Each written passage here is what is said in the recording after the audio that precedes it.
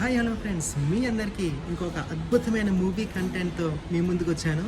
So ఇవాళ release అయిన Razakar movie Hyderabad నిజాంలు చేసిన అక్రమాలు దౌర్జన్యాలకి సంబంధించిన స్టోరీ. ఈ రజాకార్ మూవీ మన తెలుగు వాళ్ళు తీయడం అనేది చాలా విచిత్రం. యాటా సత్యనారాయణ ఆయన డైరెక్టర్ అండ్ గూడూరు నారాయణ రెడ్డి ఆయన ప్రొడ్యూసరు. సో ఈ సినిమా 3 పాయింట్స్ మీద ఫోకస్ చేసింది. రజాగార్లు అన్న పీపుల్, వీళ్ళు ఎవరైతే ఉన్నారో రజాగార్లు, వాళ్ళు చేసిన అట్రాసిటీస్, అన్యాయాలు, దుర్మార్గాలు, అదొక ఫస్ట్ పాయింట్. సెకండ్ పాయింట్, వాళ్ళకి ఎదురు ఎలా తిరిగారు ప్రజలు అనేది సెకండ్ పాయింట్.